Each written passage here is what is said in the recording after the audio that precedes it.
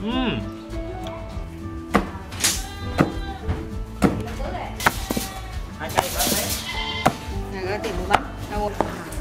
đầu nó sệt sệt lại nè, đường kẹo ra. Dạ, mỗi lần cắt là các chuỗi gốc nó có mọc lại không? Mọi người thấy chưa? Bây giờ cái nếp nó sẽ bị cái cối đá xay nhuyễn ra rồi bắt đầu. Rồi tội nghiệp quá, không đủ lá chuối cho mấy con ăn đâu. Mỗi đứa một miếng thôi.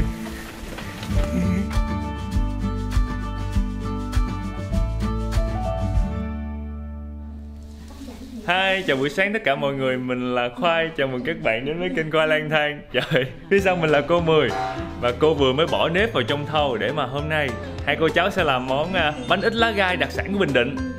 Cô Mười là nghệ nhân làm bánh ít rất là lâu năm ở Bình Định rồi. Hôm nay thì mình xin vô nhà cô để mà coi cái cách làm bánh ít lá gai truyền thống ra sao. Cô vừa mới bắt đầu ngâm nếp. Hồi nãy là mình làm 1 kg nếp hả cô? Ký nếp, giờ mình làm nửa ký đậu đây. Nửa ký đậu. Mình sẽ bắt đầu ngâm nếp và ngâm đậu trước, xong rồi sẽ đi cắt lá gai. Dạ.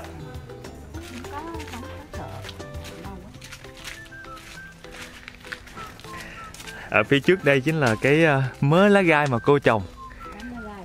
Xung quanh nhà thì cô hay trồng những cái bụi lá gai như vậy. Bình thường thì mình làm mình bán có đủ lá gai để mình bán không cô? Không, mua thêm đấy chứ. Dạ, mình mua thêm của mấy người xung quanh. Lá khô mình cũng làm được ha? Được. Dạ. Lá khô thì trước khi mình làm mình phải ngâm. Đây, cận cảnh cho mọi người xem cái cây lá gai. Dạ. Cái vô rọi cho đây thấy. Dạ. Mình dùng phần lá thôi ha cô? Dạ, mỗi lần cắt là các chuỗi gốc nó có mọc lại không? Nứt lại chứ. Nó khoảng vài tháng sau nó lại lên lại. Không, khoảng nửa tháng sau là nó nứt rồi. Dạ, là nó lên lại là mình cắt tiếp được rồi. Đây. Nửa tháng sau nứt nhưng mà mình khoảng 1 tháng, đây là cũng hơn 1 tháng rồi này. Khoảng hơn 1 tháng thì mình mới cắt được. Nứt đá nó nứt lại. Dạ, mình sẽ hái thử cái lá. À, cái lá nó có lông lông, nhám nhám.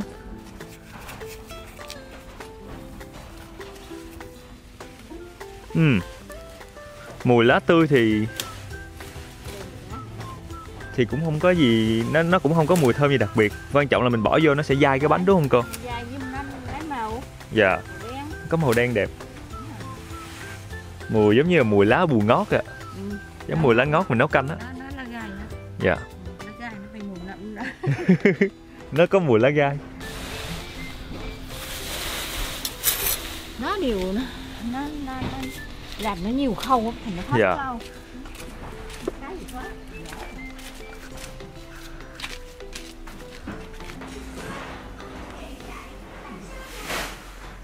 Sao? Bây giờ sẽ lặt lá gai. Lặt lá gai. Dạ.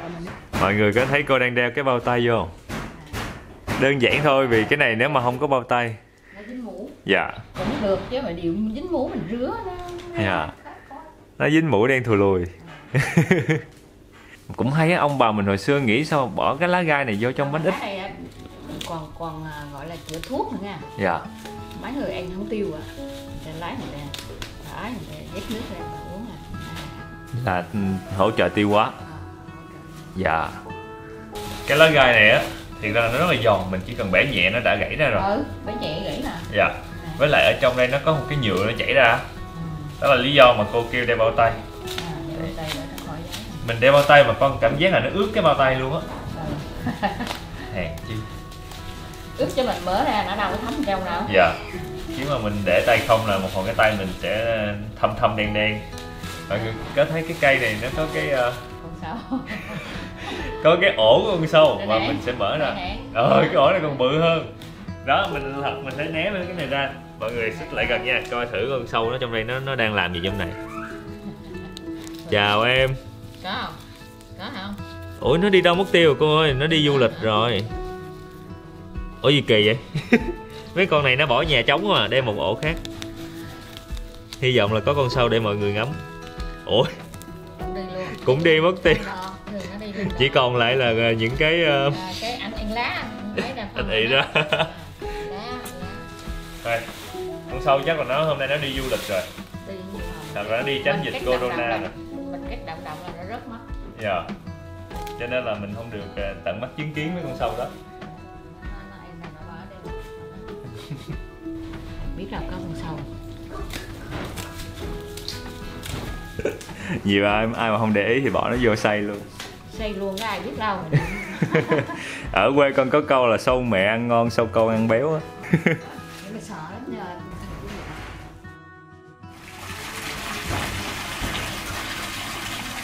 Mình vũ từng lá gì hả cô? Không, mình rửa mình dẹp đặt bụi rồi nó dính Dạ. ngoài chứ. Đâu rửa từng lá thì đâu. Rửa từng lá thôi đằng này cho xong làm. Đấy, cô đang vũ như vậy để cho bụi rồi nó rớt ra. Nó rớt nó đậm ở dưới nè. Thì ra cái lá gai này mình trồng ở nhà nó cũng ít bụi, nhiều chỗ. Cô tưới luôn mà. Dạ. Miếng ở trong sạch chứ. Nhiều chỗ mà người ta trồng ngoài đường hay ven đường rồi đó, bụi ghê lắm. Gơ lắm nha. Rửa Dạ. phải sạch á. Thường ta bán nhiều ký lá hả cô? Lá hả? Dạ. Khoảng 15.000 ký. Là người ta lặt lá cho mình luôn. Lặt rồi luôn. Là 15.000 ký. Cái làm mùa nhiều á, mùa mưa rồi này. Dạ.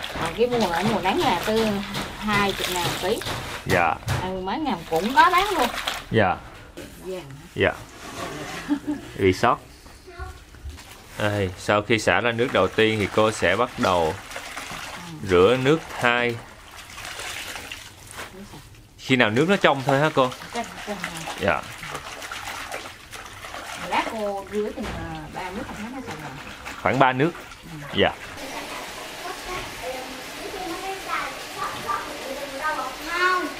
Nước sôi xong bỏ lá gai vô, mình nấu cho nó chín luôn hả cô? Trong đây thì chỉ cần nước bình thường thôi, không cần bỏ muối bỏ gì hết. Tự nhiên nhìn thấy giống đang nấu canh quá. Luộc rau. Dạ, giống luộc rau. Cô sẽ nấu cái lá gai này trong cái nước sôi khoảng tầm nửa tiếng cho nó chín mềm, tùy theo cái lá non hay lá già. Nếu mà cái lá già thì sẽ nấu lâu hơn. Khoảng 1 tiếng. Dạ, lá già thì cô nói là khoảng 1 tiếng. Còn mà lá bình thường, lá non thì khoảng nửa tiếng là chín rồi. Mình cũng lấy tay mình bóp hết mềm là được hả cô? Bóp đi rau rồi. Dạ. Bóp cái cuốn này. Bóp ra nó nhiều. Dạ. Kêu lá sức người sỏi đá không thành công. Dạ.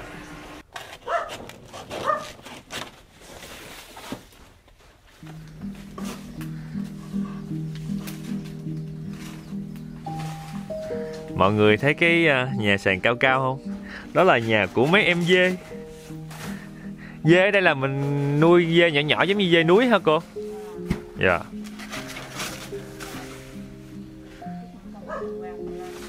Dạ. Hồi xưa nhà mình cũng có nuôi dê. Nhưng mà nhà mình cũng xây nhà sàn kiểu vậy. Tại vì mấy con dê á, nó ỉa phân xuống thì nó sẽ rớt xuống dưới này dễ gom. Dạ, nhà sàn ở chỗ con nuôi dê thì nó thấp thôi, chắc là do không có nước lũ. Lá chuối trên cây mà mọi người nhìn thấy nó có rất là nhiều bụi và đất, cho nên phải rửa thì nó mới sạch. Con ơi! Con ơi, cho con. Mình phải rửa từng lá. Dạ.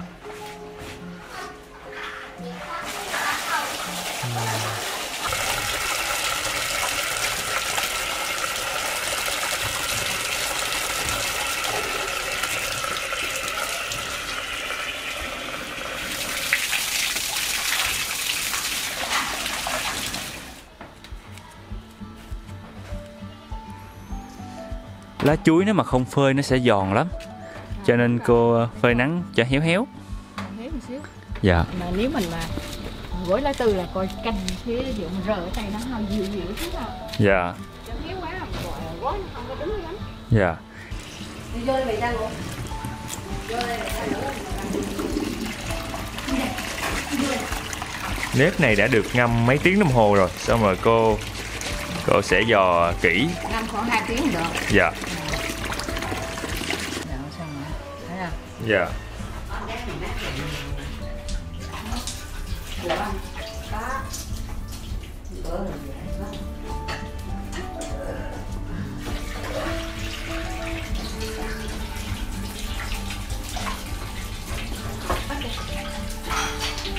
Cối đá này lâu lắm rồi con mới nhìn thấy á. Hồi xưa làm bánh làm đồ là cũng hay dùng cối này.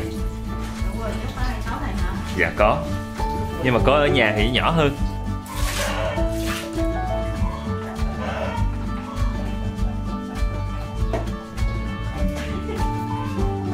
Đây, bắt đầu xoay.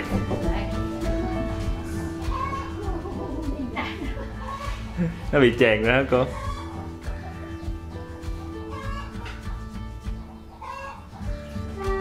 Đây ngâm nhanh nữa chưa?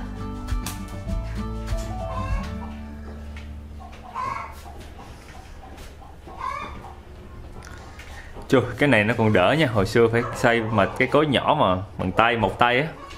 Trời đau tay.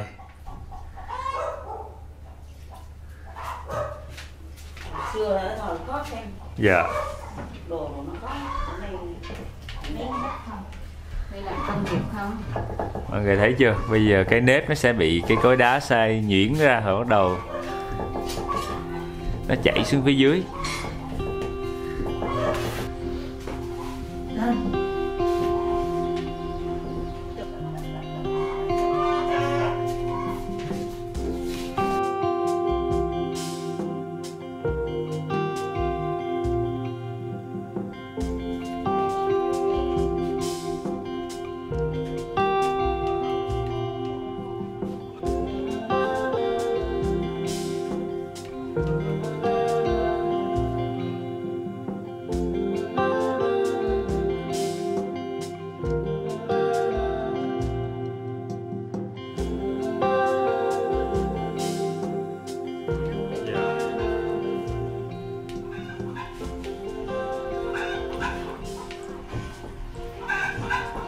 Đấy, bây giờ thì mấy cái hạt nếp đã được xay thành bột. Đúng là cối lớn thì mình xay cũng sẽ nhanh hơn bình thường.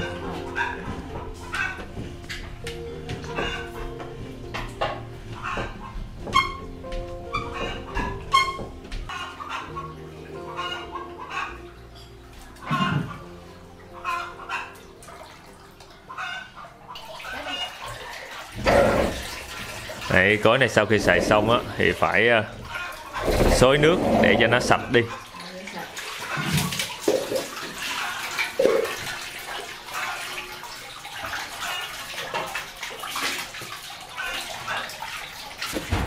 Con mình định bữa giờ mình mấy ngày rồi? Dạ cũng được 3-4 ngày, 4-5 ngày rồi. Con mình định được nhiều món chưa? Cũng nhiều. Cô Duyên trai kỹ à? Dạ. Ở Bình Định thấy đồ ăn nêm nếm hợp khẩu vị. Con nghe tiếng Bình Định dễ nghe không? Dạ con cũng nghe được bình thường. Có nhiều hồi cô đi Sài Gòn con nói mấy người cứ ngớ rồi. Khôi em tên Khôi hay là nickname vậy không? Dạ em tên là Phương nhưng mà Khoai là tên hồi nhỏ. À vậy là nickname giống nickname vậy. Dạ giống cái tên ở nhà hay kêu vậy đó.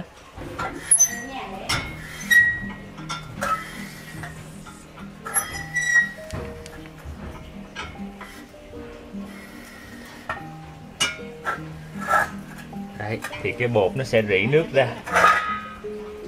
Mình luộc nãy giờ cũng được nửa tiếng rồi. Mọi người thấy cái nước mũ của nó ra màu vàng vàng không?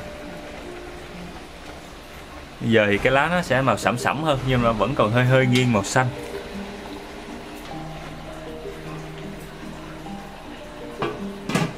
Xanh cũng vậy nha, nằm khoảng 2 tiếng là lấy ra do. Dạ. Do thiệt sạch. Do thiệt sạch. Giống như mình do nếp luôn. Do sạch tốt nãy. Dạ. Thiệt sạch à. Miền Tây thấy nhiều bánh hấp dẫn hơn. Dạ, ở miền Tây quê em thì cũng hay làm bánh. Mà thường thì hay có nước cốt dừa. Làm bánh lúc nào nước cốt dừa đó. Dạ. Bánh tét cũng có cốt dừa. Dạ đúng rồi. Có nhân chuối nữa chứ. Dạ đúng rồi, bánh tét nhân chuối. Nhân chuối, nhân đất rồi nhân đậu xanh. Đủ màu hết.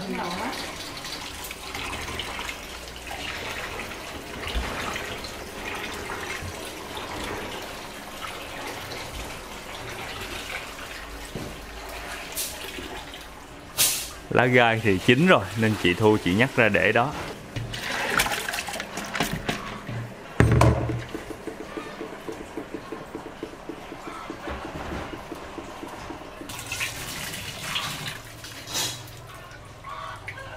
Đây mọi người nhìn nè.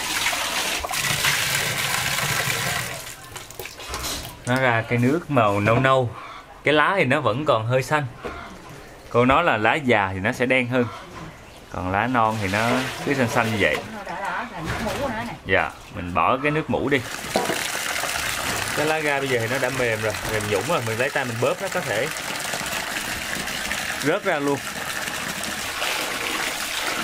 Công đoạn làm bánh mình phải nếp mình cũng bóp, mình cũng xả. Dạ. Đậu xanh cũng bóp cũng rửa, lá gai cũng phải bóp cũng rửa. Lá dừa, lá chuối lúc nãy cũng phải rửa. Cái công đoạn rửa nó mất hết một nửa thời gian của mình rồi.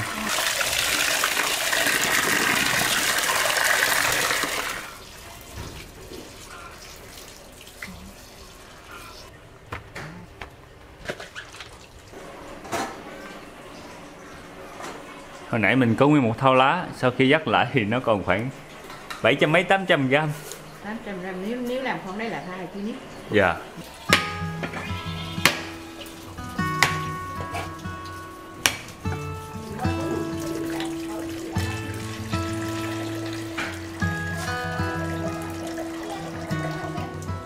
Mọi người có thấy cái cây nạo dừa của cô không? Khác hẳn cái đồ nạo dừa ở miền Tây quê con.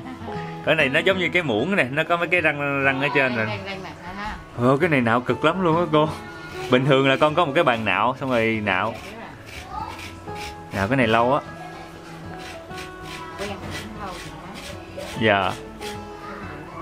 Cái này mấy cô mà bán xôi á hay cầm theo xong rồi cái nạo tới đâu bỏ lên xôi tới đó.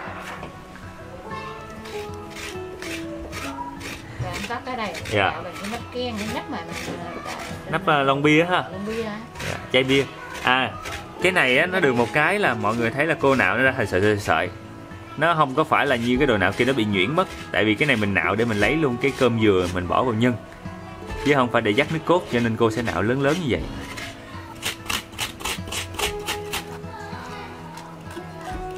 Một tay mình chìm như vậy, một tay mình cạo, rồi mình để giữa hai chân mình như vậy.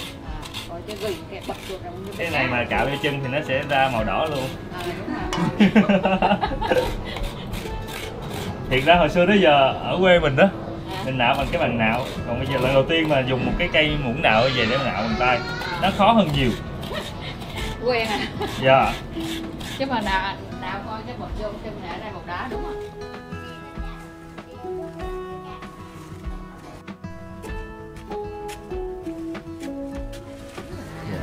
Trong đây thì cô đã bỏ đường chung với lại dừa nạo, thì có xíu muối bỏ vô.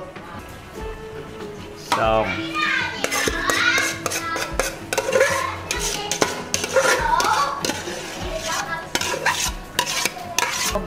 Dạ.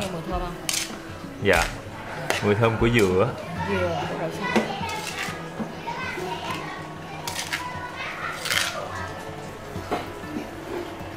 Trời ơi, cô bưng nguyên cái nồi vô trong nhà luôn.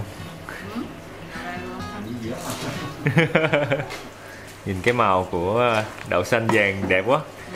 Cái này là đậu xanh màu vàng tự nhiên luôn á. Tự nhiên đó là không hề có một miếng màu nào. Đậu ngon thì nó sẽ màu đẹp. Còn cái đậu con mua nè, con ngâm nó ra màu như ngựa vậy á, là cái đậu đó đậu thường. Người ta bỏ màu. Nó sượng rồi vậy. Dạ. Bỏ màu cho đẹp á. Dạ. Đậu đây là đậu tự nhiên bình thường. Mua loại không màu. Đậu tốt á, loại mắc tiền. Nói vậy nè, tôi bán.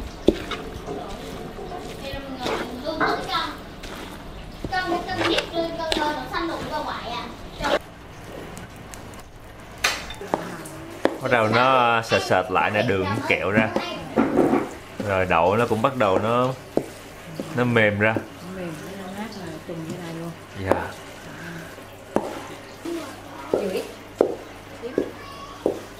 Chúng ta sẽ bỏ một xíu vani vô. Rào, được rào. Mở cái bịch vani ra là nghe mùi thơm liền. Thí dụ mình qua mình rời. Dạ. Nó khô. Không dính tay nữa là đã tháo. Dạ. Còn nãy như con má mà được má là anh rời vô là nó dính vậy. Dạ. Rồi mình xắt xuống.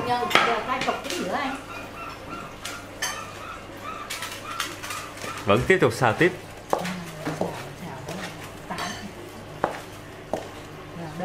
kia mình đi làm máy. Xong chưa ông Dũng con anh biết họ làm chưa? Giờ con ăn được, đi làm. Đấy. Ai đứa anh xong chưa? Chỗ làm con mấy chú đây. Đừng đâu. Làm chưa? Cái xe là chín như vậy. Chín rồi.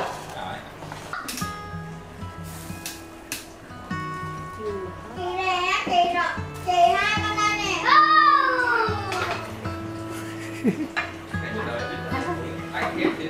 Từ mấy tới giờ mà được em nhà cũng bắt 10 cái nào. Để bữa anh thịt anh tôm nhà bác mời cho đòi là anh tôm Giờ rồi. nhiều cớ là con ra nhà bắt 10 chút á. Nói ra là biết. Bây giờ thì mọi người sẽ bắt đầu ăn cơm trưa, xong lát nữa mới bắt đầu làm tiếp cái bánh ít.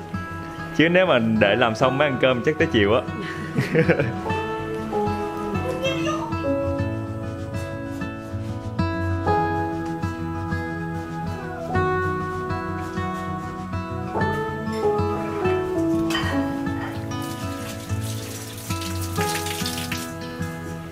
Mọi người thấy cái cục bột ban đầu bây giờ nó đã rắn lại. Giờ Nó ra hết nước rồi. Khô nước rồi này. Dạ. Rồi cái các khi À, 2 bao. hai bao nữa cho bảo đảm nữa. Hồng nó chiên bột ra. Là nó bể ra một cái là coi như công sức sáng giờ.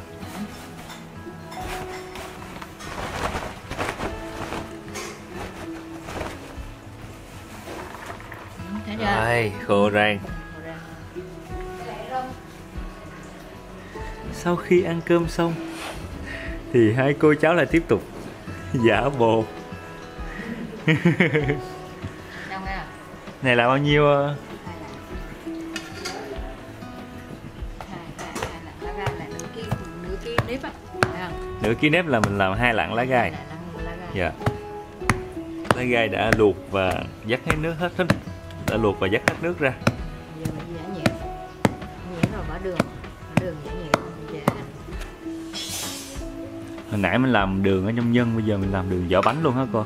Đường giờ bánh này đây đường đổ luộc rồi. Dạ.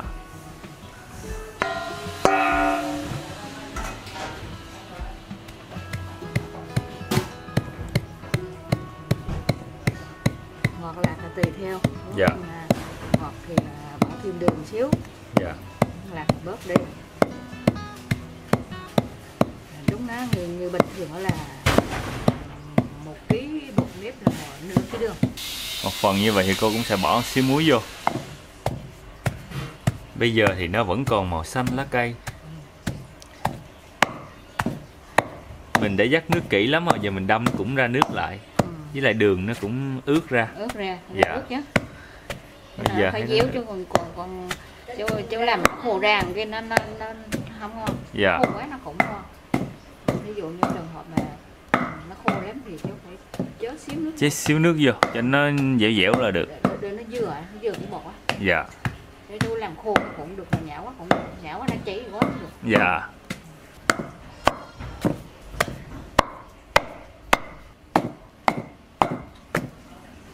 Đấy. Này chỉ một mình lá và đường thôi mà mọi người thấy nó dẻo ra như vậy. Ừ. Mình đâm cho nó càng nhuyễn càng ngon hay là sao hả cô? Nên càng nhiều Dạ. mình nó không kỹ là nó còn nước sơ ấy. Dạ. Cô lấy Là nó sẽ dở cái bánh mình. giờ cái bánh anh cứ còn lá còn miếng miếng trong miệng mình á. Dạ. Không có dẻo nó mới dẻo. Rồi, vậy, đó là vậy. Đường vậy.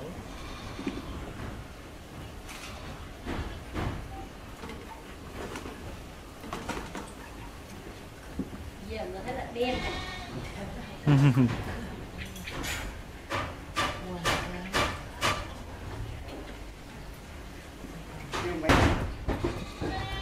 Nó chắc là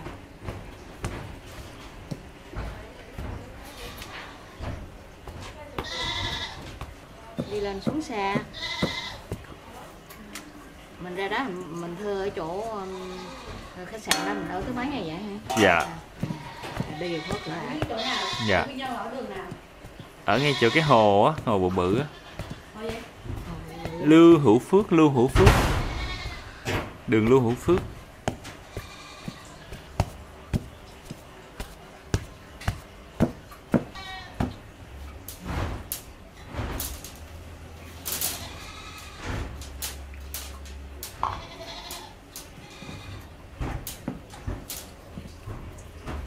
Đấy, mọi người sẽ thấy khi mà trộn vô bột thì cái màu xanh của lá gai nó sẽ rõ hơn.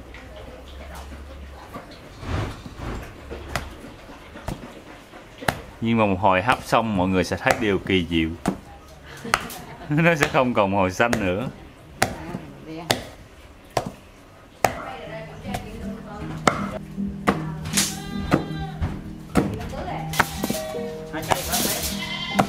Có tiền bắt, tao buồn nữa ấy.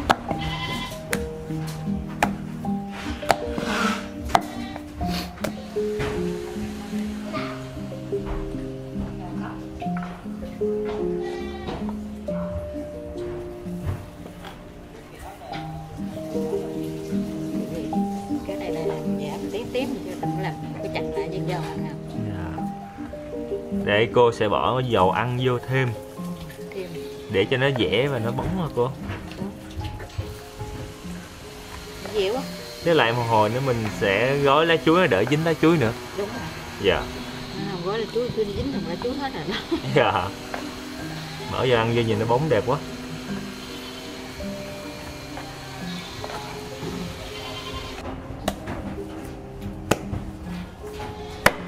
Wow.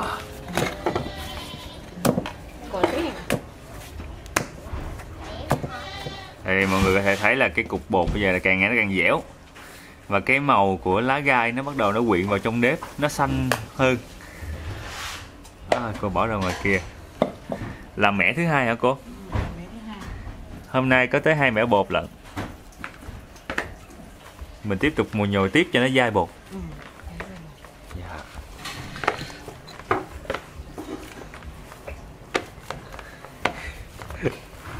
Cái lá gai màu xanh bỏ vô cái tô màu xanh. Đây mọi người thấy đập không? Đập như vậy á, thì bột nó sẽ chắc lại và nó sẽ dai bánh hơn. Giống như mọi người mà làm chả cá. Chả cá thì cũng hay đập như vậy. Dạ. Cá đập vào nó mới dai. Dạ, nó săn lại thì nó dai hơn.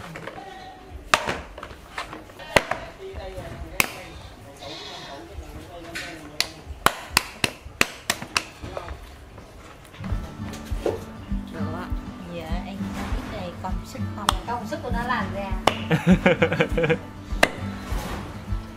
Đây. Lỡ mà hụt tay cái là công sức sáng giờ. Rất là chắc luôn. Bảo ăn rúm gì đâu.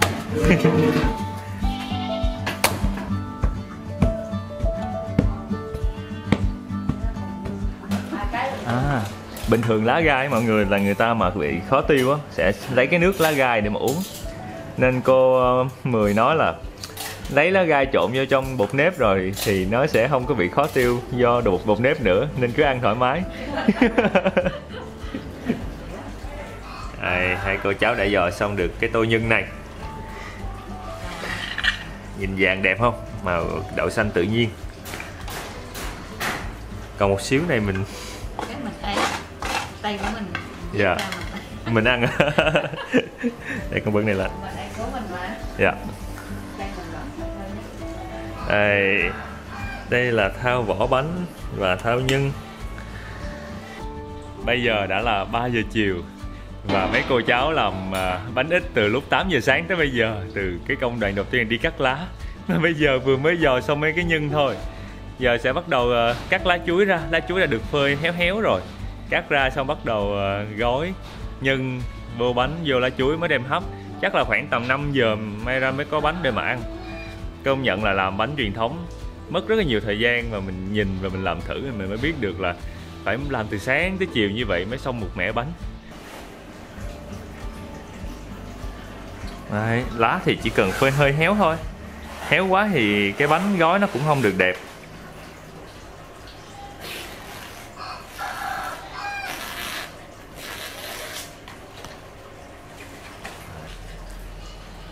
Gan tay ha. Cứ một gan ha. Dạ. Còn nếu mà không cần gan thì bánh nó nhỏ hơn, mình làm dạ. Gì cũng được. Dạ. To đấy. Cô Mười sẽ đo khoảng tầm gan tay là một cái bánh đó. Mình cứ đo tới, tại bánh bự nên gan, còn bánh mà nhỏ thì không tới gan. Lá chuối đẹp quá, nó ít bị rách. Mọi người á, khi mà lấy lá chuối để làm bánh á, thường là phải cái lá ở trong vườn khuất gió, lá nhà thì nó ít bụi mà nó đỡ bị rách.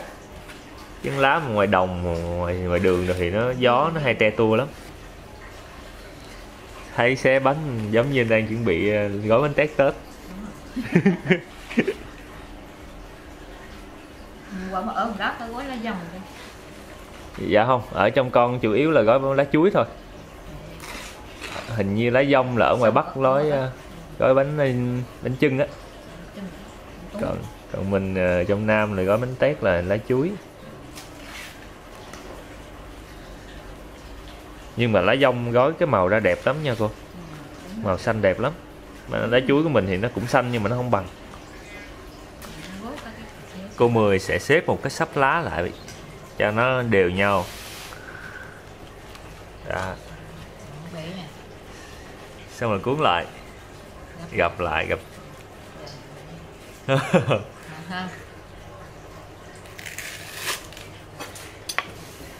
Đó, mọi người thấy không? Tất cả các lá đều có kích cỡ bằng nhau. Nhìn chứ cắt thử là hư liền. Làm bằng cái này. Dạ. Bằng đầu, bằng đuôi. Dễ mà cái ở đâu, phải không? Dạ. Đây này. Vậy chứ cô đưa con làm thử đi là nó hư liền á. Em thấy chưa? Dạ. Dạ. Gập chéo lại. Sao? Cắt này. Dạ. Xong.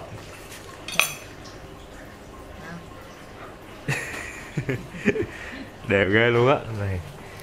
Đây còn cách bình thường. Dạ. Nó người ta kỹ người ta lấy thước ta đo hả cô? tô rồi người ta bóc xuống để người ta khoanh cho nó tròn. Dạ. Cắt đại để tràn nó mà. Cô cắt đại mà nó đều rồi luôn nè. Nãy giờ 3-4 sắp mà nó cùng một kích thước luôn á. Làm đại vậy. Quen. Dạ. Để người ta kỹ lắm à. Người ta lấy cái tô rồi cái gì tròn á. Tại vì nếu mà nó dư hay nó thiếu là cái bánh nó xấu liền.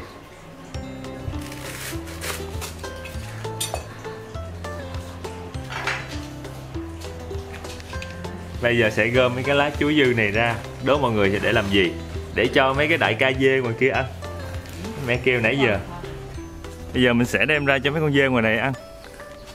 Tụi nó được sống ở trên nhà sàn mát lắm nha mọi người. Cuộc sống vô cùng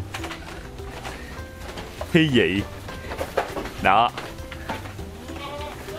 Xin chào tụi bay.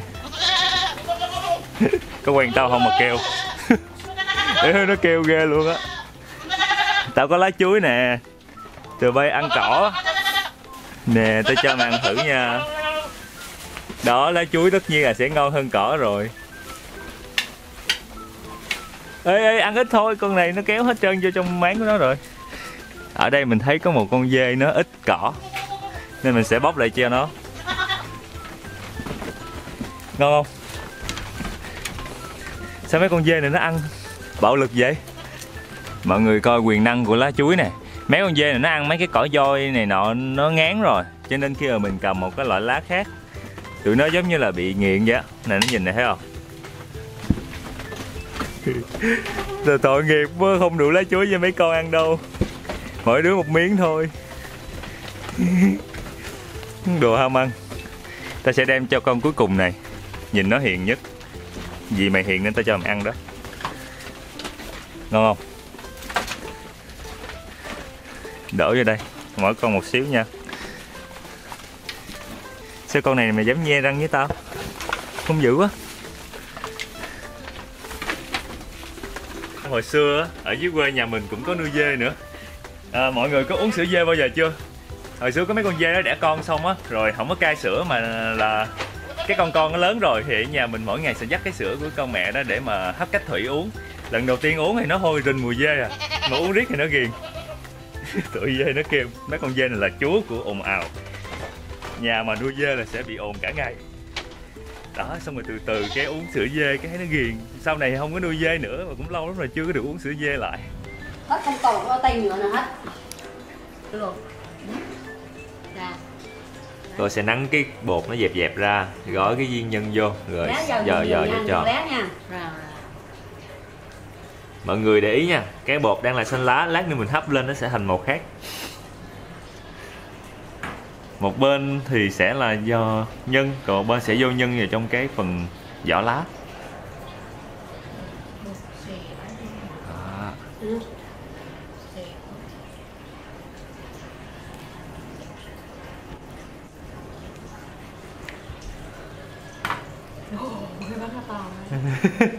Ôi, quá luôn. bự chà bá luôn á.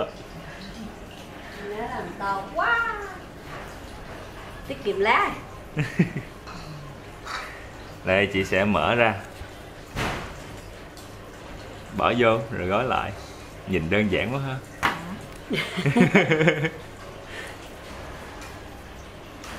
Đây.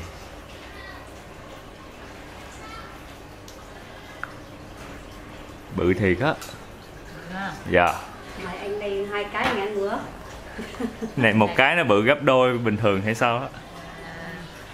2 cái rồi coi như nóc rồi đừng có chuyện ăn 10 cái. Gần cửa hột cớt rồi. Khâu hấp nữa là sao?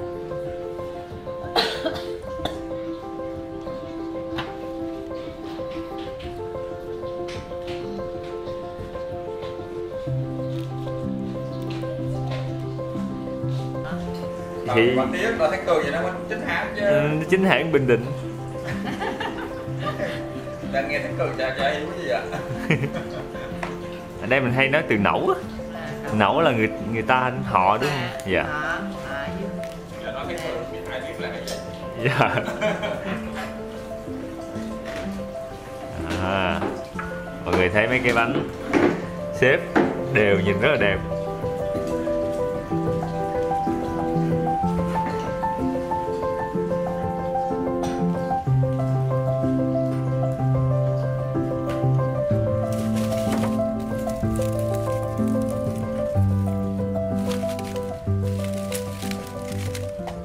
Đây, cô có một vũ khí đặc biệt là gáo dừa. Gáo dừa mà chụm thì nó cháy dữ lắm.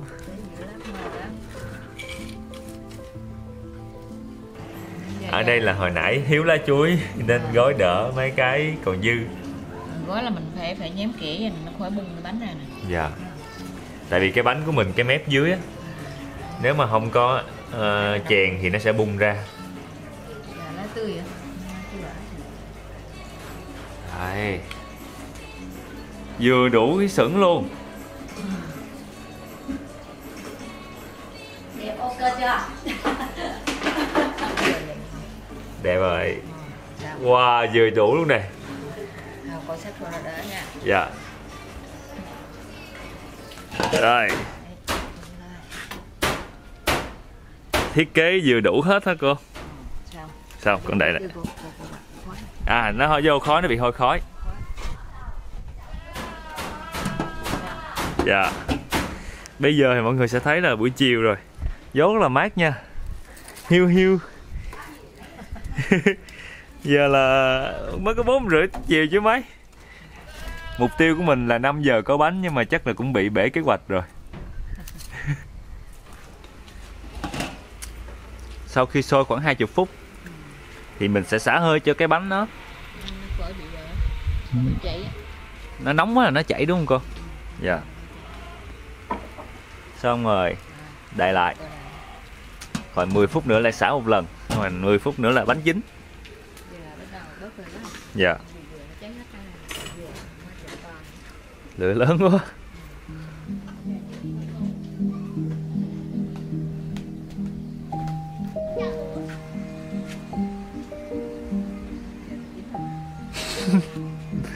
Sau khoảng 40 phút thì cái nồi bánh ít của mình đã chín. Mọi người thấy cái lá chuối từ màu xanh thành màu nâu nâu. Bánh màu đen này. Đây là mấy cái bánh lẻ ở ngoài nó biến thành màu đen rồi này, mọi người thấy không? Một hồi sẽ gỡ cái bánh ở trong ra coi thử. Ui, thơm mùi lá chuối quá.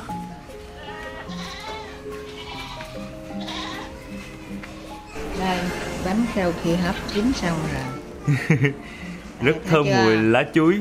Đấy. Ê, mọi người có thấy này, để ý kỹ, nó đã biến thành màu đen thùi rồi nè. Thấy chưa? Hồi nãy thì nó màu xanh lá nha. Và nó không bị dính vỏ luôn. Không dính vỏ luôn. Giờ mình ăn thử mới biết được. Bây giờ con muốn ăn bánh giỏ hay ăn cái kia? Con ăn cái này đi. Ăn bánh đây hả? Dạ. Thôi ăn đi. Đó, bánh dừa mà anh hấp xong cho nên nó rất là nóng. Đây mọi người thấy không? Nó đã biến thành màu đen nhưng thiệt ra nó vẫn còn hơi ngả màu xanh là do cái lá gai của mình là lá gai non. Chứ mà làm lá gai mà già thì nó đen thù lùi luôn. Rất là thơm lá chuối và thơm mùi lá gai. Dễ quá. Dễ dai. Cái này mà để nguội xíu nữa thì nó sẽ săn bánh hơn. Còn nóng mà mọi người thấy. Bánh nó hơi chảy, ôi nóng quá, cái nhân nó nóng hổi luôn cô ơi. cô Mười kêu là coi chừng rụng răng. Cái này á rất hợp với khẩu vị của mình đó. Vì hồi nãy mình nói cô là cô ơi cô làm cho con ít đường thôi, tại con thích ăn lạc. Thì cô làm chiều theo ý mình, bỏ đường ít lại nên ăn rất là thích. Có lạc lắm chứ? Dạ không? Được không? Dạ được. Dụ cho ráo mình vô đấy khi nào làm cắt ra. Đó, cô phải mở ra, xong rồi vẩy cho nó hết cái nước động đó. Tại vì chính cái nước này mà mọi người không vũ sạch thì 2-3 ngày sau nó sẽ có cái mùi. Có Mùi lá thiêu. Nhưng mà ở trong ruột thì vẫn ăn được. Tại vì cái bản chất cái lá chuối thì nó hay có mùi thiêu như vậy. 6 giờ chiều, gần 6 giờ chiều và làm từ 8 giờ sáng đến 6 giờ chiều là 10 tiếng đồng hồ. Không có dám ngủ trưa, ngủ được có 15 phút buổi trưa ăn cơm luôn. Xong rồi làm liên tục. Ý là có hôm đấy cô cháu thay phiên nhau phụ làm. Dạ. Chứ mà không tới 100 cái bánh mà làm trong vòng 10 tiếng đồng hồ. Bình thường cái này là mình sẽ bán khoảng 3.000 một cái. Thì mình lời bao nhiêu tiền một cái hả cô? 1.000 một cái là một ngày hôm nay mấy cô cháu mình kiếm được. 3.000 là nhỏ ở đây. Dạ. Đấy là cái đây là khoảng 500 đồng cái. Ý là tính ra mình tính theo nếu mà bán theo giá thị trường. Dạ. Cái này là chắc cũng khoảng chừng 80.000. Dạ, vậy là sáng giờ cô cháu mình kiếm được 80.000. Là 3 người. 3 người ngồi cầm củi. Người được 20 mấy ngàn. Thua. Bây giờ thì mấy con dê nó cứ lùm đùm ở trên kia. Bây giờ thì khoảng 6 giờ tối rồi và mấy cô cháu đã hoàn thành xong cái mẻ bánh gai. Làm rồi mới biết khi mà làm từ một cái bánh gai từ công đoạn đầu tiên cho tới khi hình thành cái bánh nó cực cỡ nào. Cảm ơn mọi người đã xem tới giờ phút này. Nhớ bấm like, bấm chia sẻ nếu mà thích clip này. Hẹn gặp lại mọi người ở tập sau nha. Bye bye. Đây, phía sau lưng mình là cái chuồng dê này nên mấy con dê nó cứ kêu nãy giờ. Chào tạm biệt mọi người, mình là Khoai.